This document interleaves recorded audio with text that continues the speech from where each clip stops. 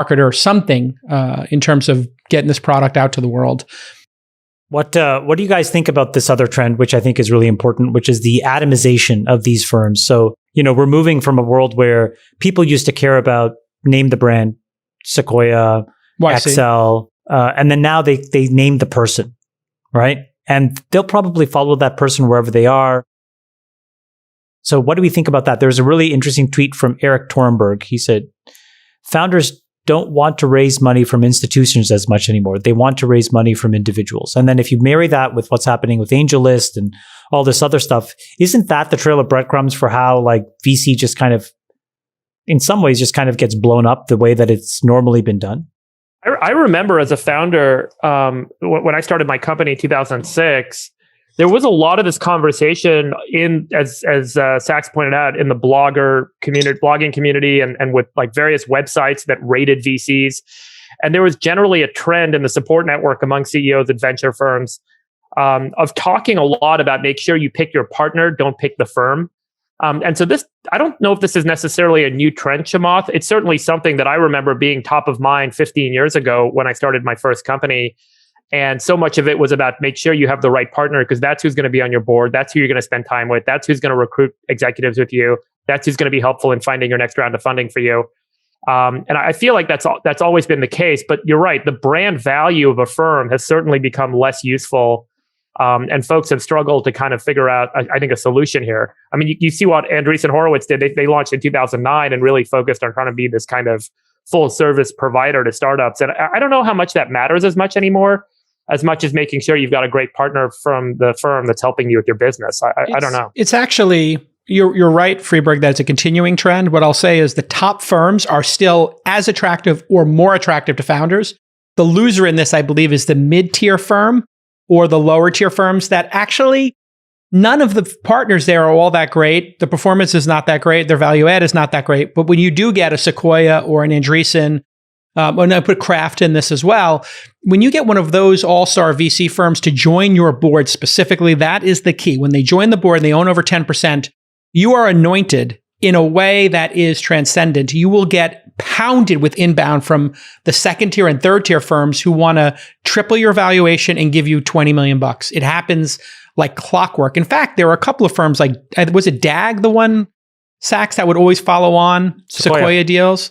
And so there were firms that were built around this concept. That was their LP pitch. DAG's LP pitch is we will mark up every Sequoia deal. Exactly. And so one page. It was one page. So it's like, if you can't get into Sequoia and you're willing to wait an extra round, invest in DAG. Well, and then now, I think the big trend here is those firms, Andreessen and Sequoia, are now full stage, where they have the late stage growth, they have a scout program, they have a seed program, they have a Series A program.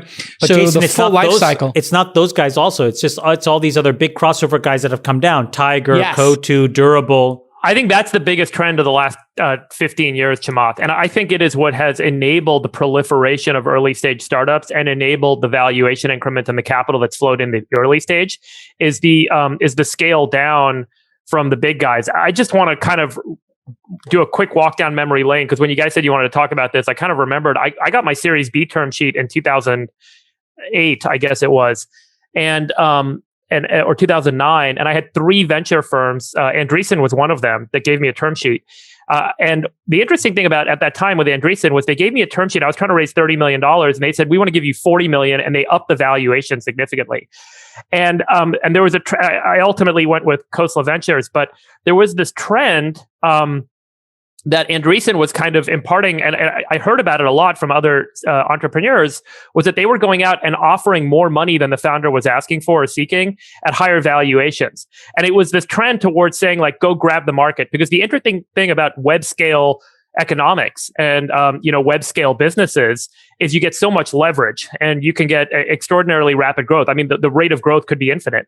And the leverage could be infinite. And so if you do it at the right round, I think that's. But so much of this was, and then obviously that was a huge step up. And I remember Andreessen Horowitz, beginning 2009, kind of started to build a reputation for doing this, of kind of, putting larger checks out and saying, go scale. And then the big crazy thing was the crossover guys started coming in and offering bigger checks in kind of this proven stage, growth stage kind of funding. And then obviously the big step up was SoftBank, and SoftBank with the $100 billion vision fund.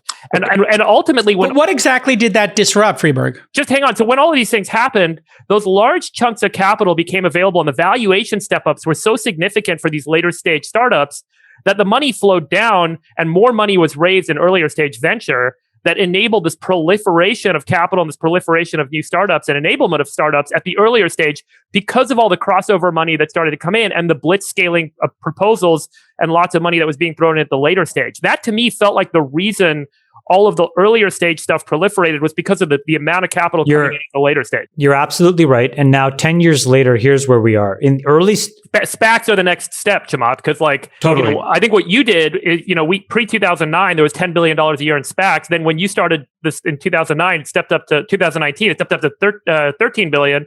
Last year, 80 billion was raised in SPACs.